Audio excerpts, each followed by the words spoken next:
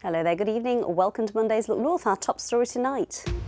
The mother still campaigning for change 10 years after her ex-husband murdered their children in an arson attack. I want to remember Jack and Paul, but not just Jack and Paul. I want to remember every victim that's paid the ultimate price. I've been speaking to Claire Throssell ahead of a special vigil tomorrow night. Also on the programme, jailed for an act of revenge, the woman who posted naked photos of her father's former mistress on an escort website. A year on from catastrophic flooding in parts of our region, residents are still counting the cost. And scientists in Leeds say farm fertilizers are contributing more to climate change than previously thought. Well, most places have been disappointingly cloudy today. You can see in South Milford, not much blue sky there. But what about the coming week? Join me for the detailed forecast.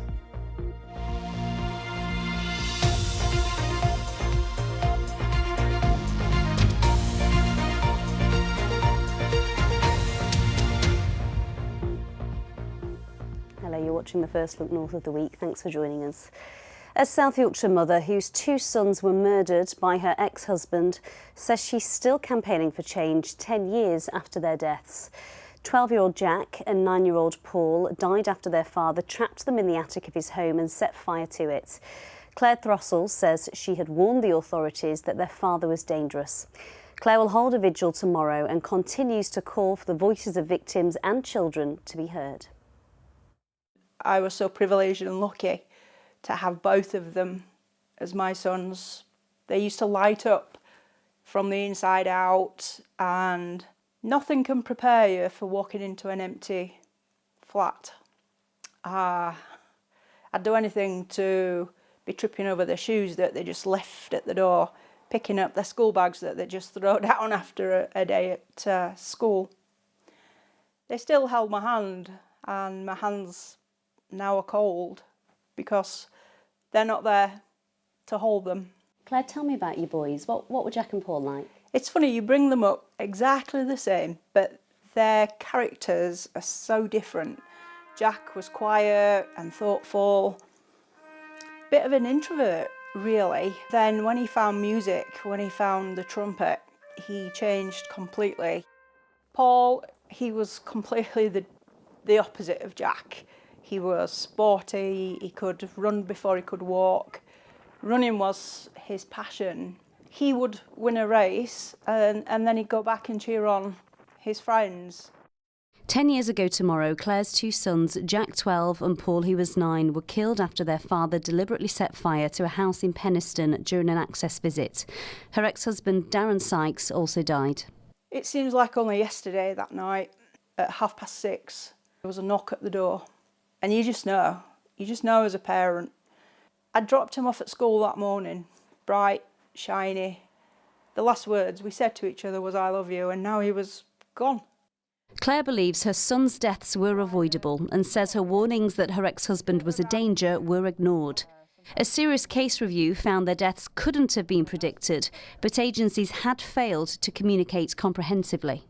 Held him in my arms and I promised him that no other children should have to die at the hands of a parent who should love them and protect them. So when I come here, I come to see my boys, I talk to them, I tell them where we are with the campaign, and I sing to them.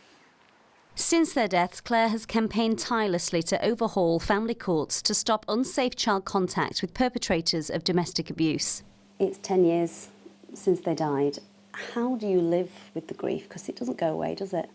I take every day as it comes and I hold on to hope that we can make this world that we don't like a better place for other children. I sit in a quiet flat and it's the silence that really resonates inside. You can't fill it with those two faces that you want to see. It's 10 years since I hugged both of them. I think the last 10 years I've just built up a life around them. Built up a way of carrying on for them, to give them a legacy. Tomorrow, a candlelit vigil will be held to remember her children and others. I want to remember Jack and Paul, but not just Jack and Paul. I want to remember every victim that's paid the ultimate price to domestic abuse, to every child that still remains anonymous on a serious case review, to all the lost women and families that are on domestic homicide reviews as a number or as a letter. Shine a light on all the amazing charities that are on the ground right now fighting to keep women and children safe. It's almost like a cancer that spreads silently through communities, and it destroys lives, and it needs to stop. You just can't imagine, can you? I'm in awe of Claire's strength. And we will be at that vigil for Paul and Jack and all the other children who are victims of domestic violence, as Claire said, tomorrow night. Next this evening, it's been called Vindictive Selfish Revenge. A Leeds woman has been jailed for 3 years after posting pictures of her father's former mistress on an escort website. Leeds Crown Court heard that 24-year-old Eleanor Brown from Morley had a deep-seated grudge against the victim, who had a brief affair with her dad. Our Home Affairs correspondent Emma Glasby has been following this story. She joins us now from Leeds Crown Court. Emma, tell us what's happened in this case. Well, Amy, the court heard today how Eleanor Brown set up a fake online profile on an escort website and posted intimate photos of a woman she had a deep-seated grudge against. Now, the reason she had this deep-seated grudge since she was a child was because this woman had a short-lived affair with Brown's father back in 2012. Now, the affair ended, both stayed with their partners, but the court heard how 10 years on, Brown conspired with her mother and her sister, who are both former police officers, to set up this fake online profile. The escort website included the phone number of this woman's husband, and the court heard that he was bombarded with text messages and phone calls once it went live. And what did the judge say today, Emma? Well, the judge here today, Judge Alex Menery, said that this was vindictive, selfish and vengeful offending. He jailed Brown for 3 years, saying that her attitude after her arrest was utterly unapologetic. He said that she was totally devoid of any moral compass whatsoever and that her lack of remorse was staggering. Now, Brown's victim, in a personal statement that was read to the court, said that she felt sickened when these photos were posted online and said to describe feeling violated was an understatement. Emma, thank you. Now, it's just over a year since Storm Babette led to flooding of hundreds of homes right across our region. 12 months on, residents are concerned that not enough is being done to prevent it from happening again. Heavy rain deluged communities in places like Rotherham and Chesterfield, where Phil Wadner is for us this evening. Phil, many are still battling, aren't they, a year on? Yes, they are, Amy. This time last October, this is Chatsworth Road. It was under several feet of water, as was the Mile pub here. Now, the pub had just been refurbished, ironically, after being closed, and then guess what? Yep, you got it. They had to close it all again, and it was subsequently shut for several months. But it wasn't just here in Chesterfield where the floods were. It was also, of course, North Notts in Retford, and indeed in Catcliffe in South Yorkshire too, where hundreds of people had to be evacuated from their homes. Many have been out for more than a year. I've been back there to see how some people have begun to rebuild their lives.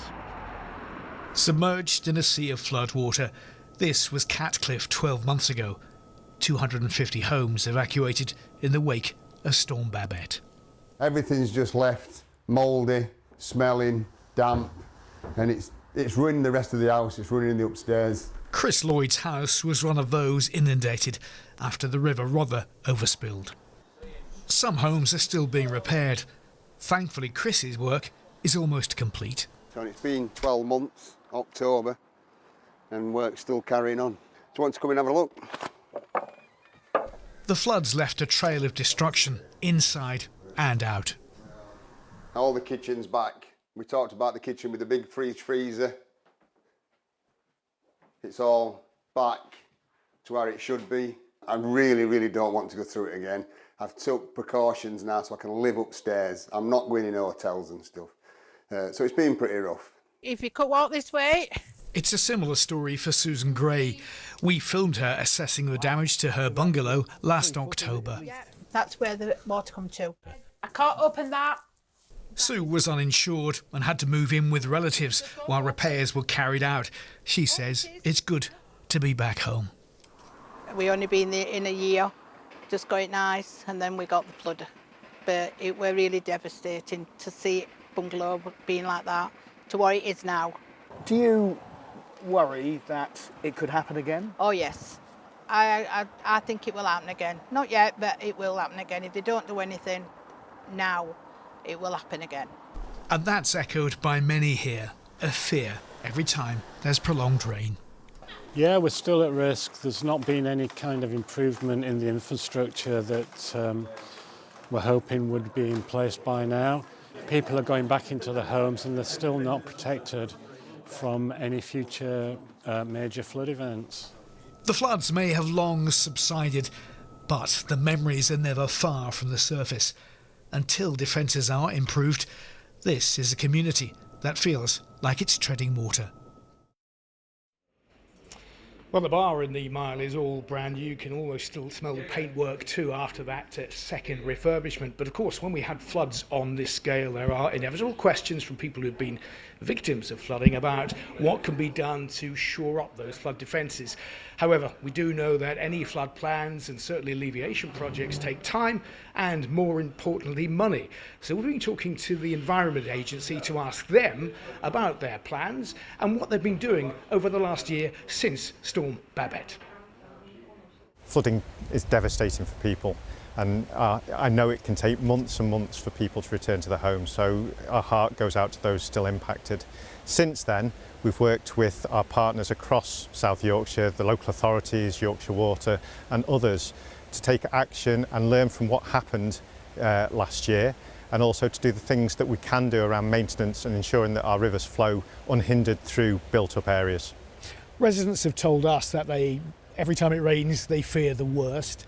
Are there plans to improve flood defences in places like Catcliffe, for instance? There are three key things in addition to all the plans that are already in place around Rotherham, and those three key things are around looking for upstream storage, to take action around where there are pinch points in the rivers, such as bridges which can cause obstruction in high flow, and also to raise defences. All those things come with a price tag, and we'll work with our partners to find funding to find the best option that we can implement in areas like Catcliffe.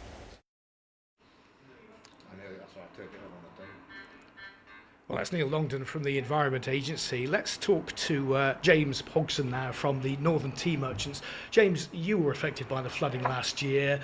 What sort of impact did it have on your business? Well, financially, it's cost us about getting on towards £180,000 to put right in the high 170s so far. We've still got builders in at the moment refurbishing the rear 300 feet of my premises that were flooded at the time. Every time it rains. Do you know, it's funny you should say that. We heard from the people in Catcliffe who said exactly that. Do you fear of a repeat of that happening again? Well, yes. 2 weeks ago, it rained very heavily, and the first thing I was doing was straight on looking at the flood monitor that's just up the road, seeing where that was, and it actually rose to within about 20 centimetres of low-lying floods, and you're just sort of watching it going.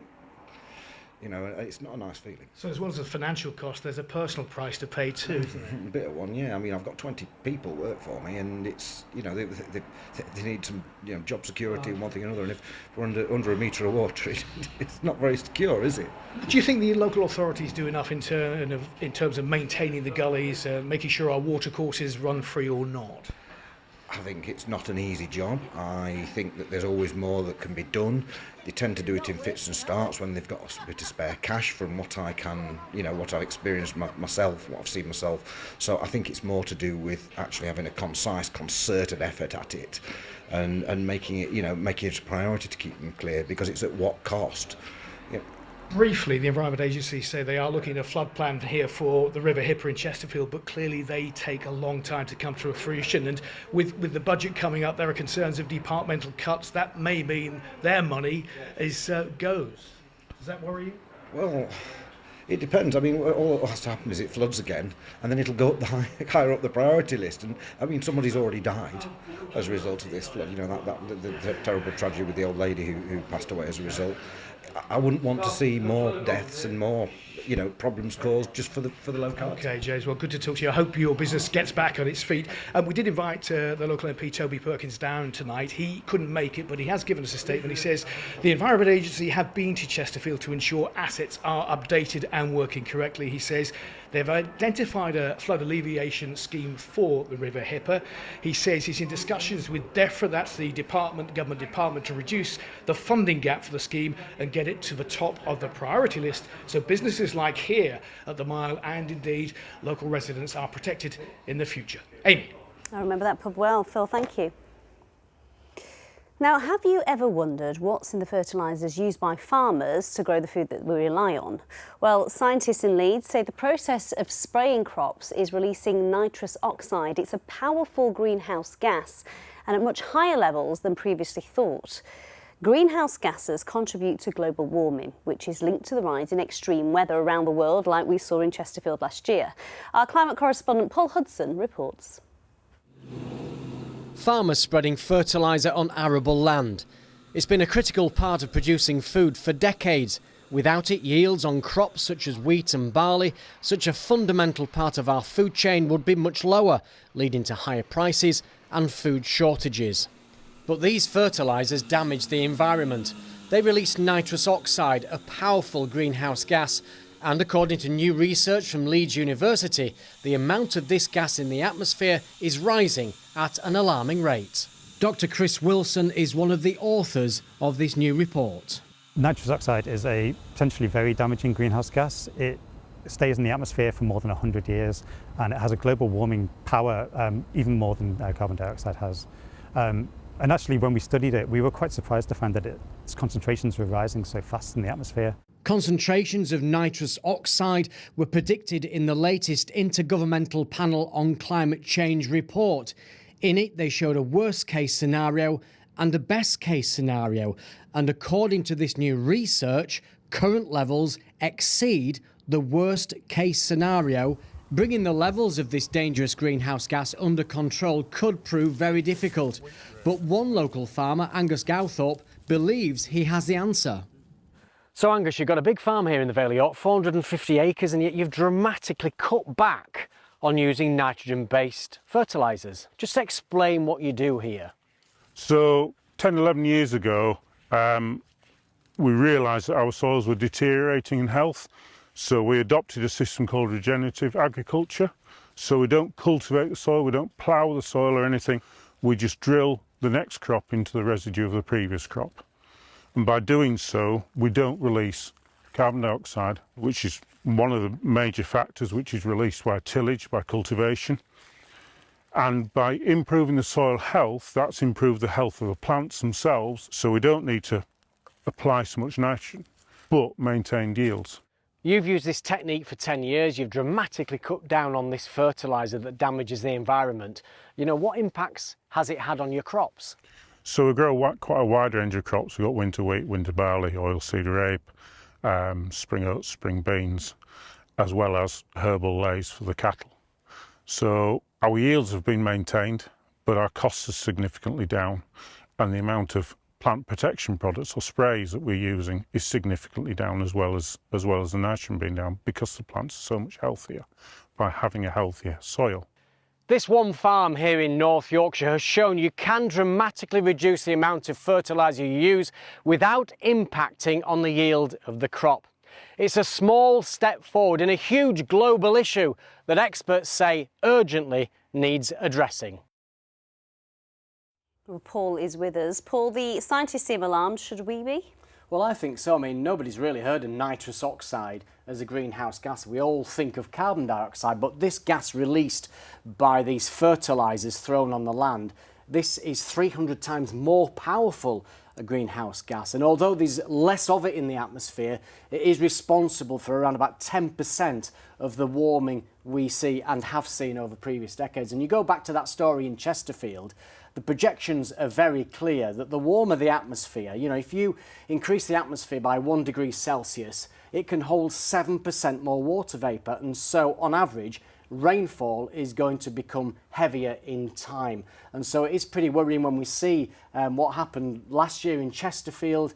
You know, as we go forward, we are going to see more incidences of flooding in time. Paul, thanks. Let's take a quick look at some other stories coming into our newsroom today. A grandfather who was convicted of violent disorder during the summer riots has died in a South Yorkshire prison. 61-year-old Peter Lynch was jailed for shouting racist and provocative remarks at police at the Holiday Inn Express in Rotherham in August. An investigation has been launched into his death at HMP Moorland in Doncaster on Saturday. A man from Cumbria has been found guilty of attempted murder of a man near York. 20-year-old Jack Crawley met the man on a gay dating app and attacked him near Acaster Malbis last year, while on bail for the murder of another man in Cumbria. He was found guilty of both crimes and will be sentenced on Wednesday. On to slightly cheerier news now. We've got sport here with Olivia and a win across the board. Yes, it was a good weekend. We'll start with the football, and in League One, Barnsley won against Blackpool in dramatic fashion. Davis Keelior-Dunn started the ball rolling with an early goal in the game. Blackpool quickly equalised, but it was thanks to this dramatic last-minute header from Mark Evans in the second half that secured the 2-1 win. Barnsley now sit 8th in the league. Huddersfield Town continued with their winning streak with back-to-back wins after beating Bristol Rovers. They put in a dominant performance with Matty Pearson hammering home Town's first goal. Two more swiftly followed from Callum Marshall and Bojan Radlovic, his first of the season. In League Two, a last-minute penalty saw Doncaster Rovers continue their charge to the top of the league. The Rovers beat Swindon 2-1 after Joe Ironside's stoppage-time penalty. It followed this header from Joseph Oluwu in the second half. Doncaster are now only 1 point behind Port Vale, who top the league. And it was a third successive win for Bradford City, who came from behind to beat Gillingham. They were down a goal in the opening minutes of the game, but that didn't put the Bantams off their stride. They fired back to secure a 2-1 victory, including a thundering volley from Jack Shepherd. Bradford remain 5th in the table. Let's head to Denmark now and the Track Cycling World Championships, where Leeds-born Katie Marchant took home bronze in the velodrome. Marchant was the only Brit to win a medal on the final day of the championships, coming third in the women's keirin. She missed out on a medal in the same race at the Paris Olympics earlier this year and hoped that the bronze would make up for the loss. Yeah, that was a really, really hard race. The field was obviously really strong and really strange to have two from each nation. You know, you never kind of know what other people's plans are going to be, but massively just focusing on myself. And yeah, I wanted to correct a few things that maybe resulted in a 4th place for me at the Games. And yeah, I'm really happy to be able to scrape a medal. And finally, in the rugby, Wakefield Trinity cruised to victory against Toulouse in the Championship Grand Final. They beat the French team 36-0 in front of 8,000 home fans. The win reinforces Trinity's case for a place in the Super League next season. It was also a night of history, with Trinity player Max Jowett becoming the first player ever in the Rugby League to score 500 points in a season. It was also the York Marathon. It certainly was. I would not have wanted to run it in the weather that they had yesterday. Hailstone, gale force winds, thank you Olivia, but 10,000 people braved it to take part in the Yorkshire Marathon Festival. Watching on was Look North cameraman Ed Young. Here are some of the highlights.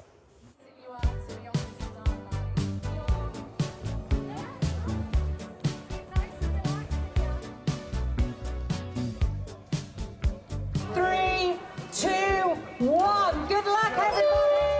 You don't know what someone's motivation. They might be running for a loved one. They might be running for a personal challenge. Might be because they've lost someone very close to them.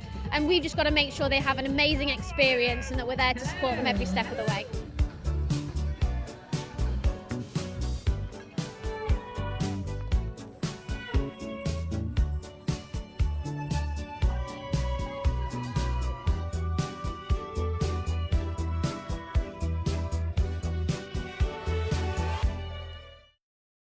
There's the famous pram man, and well done to Graham Robinson from Kirby Moorside. He completed the marathon wearing an oxygen tank. Graham, who's 69, has emphysema. He and his friend Simon Tyrrell finished in 6 hours and 40 minutes.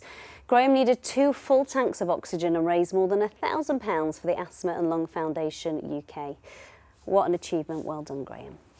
It was not good weather for marathon yesterday. Absolutely terrible. I mean, it's hard enough doing a marathon, isn't it, without having to put up with that weather. But anyway, this week's not looking too bad. Just quickly, a couple of pictures to show you. It's certainly been northwestern parts of Yorkshire, Leyburn in Wensleydale there, having a bit of sunshine, not too bad. And this shot was taken in Sheffield during the nicer weather on Saturday afternoon. Absolutely stunning colours there. Thank you for that, John. If you've got any pictures you'd like to send to me, the addresses should be on your screen right now. I don't think that's a correct graphic, but we'll gloss over that. Let's have a look at the weather for the next few hours, because it looks as though we're having a few problems. But tomorrow's not looking too bad, apart from a few heavy showers that are going to come through in the morning. I think you're just going to have to look at me, never mind the weather graphics, but I'll give you a detailed forecast anyway. There we are, we're back in business. Let's have a look at the headline once more, because those early showers will clear out of the way. Then we'll see a good deal of fine weather developing through the course of the afternoon. So there's the Atlantic weather chart. It shows us that Wednesday should be fine, a bit of fog first thing. Thursday should be fine, then some uncertainty. This feature perhaps bringing some patchy rain for a time during Friday. Now, we saw that sunshine in that picture from Leyburn. That's that back edge that's been really stubborn to come through, but it is now clearing away southeastwards. I think over the next few hours it will become largely clear away from the Yorkshire Dales. A few showers there, and then I think later on more widespread showers coming into western parts of our region. We'll see lowest temperatures coming in at around about 7 or 8 degrees Celsius. Tomorrow's high water times then: Scarborough 8:05, Bridlington at 22 minutes past 8. So a fine start in the east, but further west we'll have those showers for the commute in the morning, quite heavy features, but thankfully it's moving through really quickly. By mid-morning it's brightening up again, and we're left with really quite a nice October afternoon.